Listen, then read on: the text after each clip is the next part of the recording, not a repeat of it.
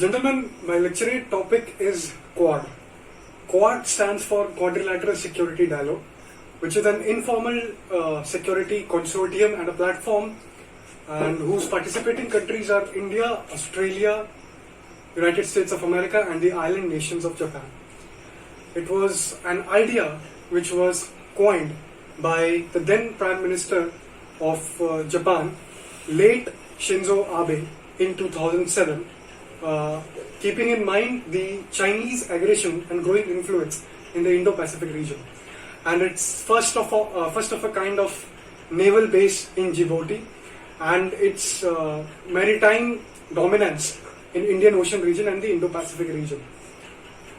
Secondly, Quad, at the time of its starting, it was not supported by Australia, apparently because of Chinese pressure, so it was pulled out, and it was not able to exist in that dominantly. Again, in the year 2012, it was initiated by Prime Minister late Shinzo Abe, and India, Australia, United States of America and Japan came together again to continue this informal dialogue. It provides a great opportunity for India to become a net security provider in the Indo-Pacific region and to counter the challenges posed by China for all of these countries. And I would like to say that it is an informal security platform wherein maritime security is one of the foremost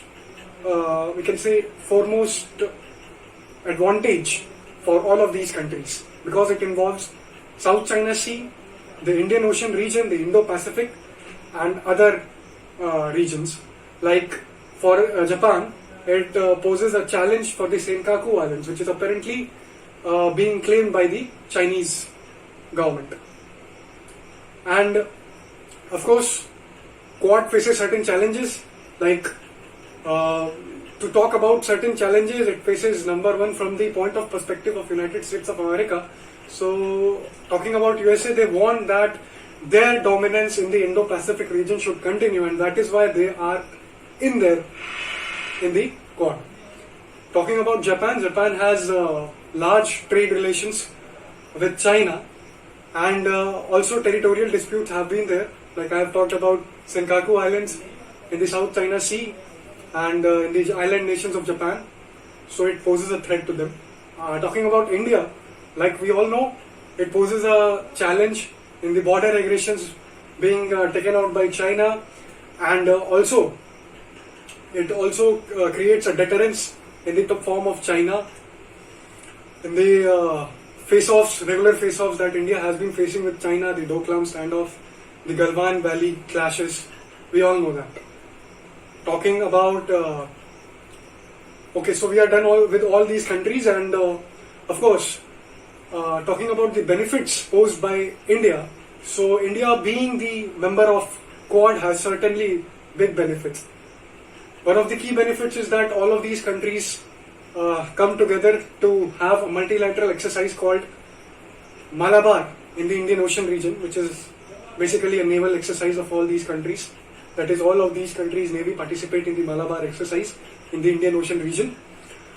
Also, talking about the maritime security of India, so of course it will provide a boost to India's maritime security in the Indian Ocean region, and also give an upper hand in terms of countering China's assertive policy of Belt and Road Initiative, the China-Pakistan Economic Corridor, and the String of Pearls theory. Talking about other benefits, then of course there is a military advantage for India, like transfer of technology and submarine ships and other platforms which India can utilize from all these countries, because all of these countries have a good military. And of course India can also counter the trade imbalance, which is largely in favor of China right now, but because of the involvement of United States of America, it will be of great advantage to us. China has been claiming that Quadrilateral Security Dialogue, that is Quad, is Asian kind of NATO, that is North Atlantic Treaty Organization. It claims it as an Asian NATO. But in order to maintain this kind of multilateral relationship with all these countries, India has to give up its non-alignment policy. certainly it poses a challenge for India, and recently we have also seen that Quad security dialogue and a summit was taken place in Tokyo, that is in Japan, in which all the prime ministers, namely Prime Minister Narendra Modi, President Joe Biden, and of course Prime Minister Anthony Albanese of Australia, and Fumio Kishida of Japan has participated along with all the foreign ministers. So of course India will have to act tough in this quadrilateral security dialogue, and it is of course a great advantage for India in terms of maritime security, in terms of being a net security provider, in terms of military, in terms of economy, trade, and countering China's assertive policy in the South China Sea in the Indian Ocean region. At last, I would like to say that India can gain by leaps and bounds from this security dialogue. So India has to cope up with its non-alignment policy, and thereby keeping in mind the strategic and economical interests of all these countries.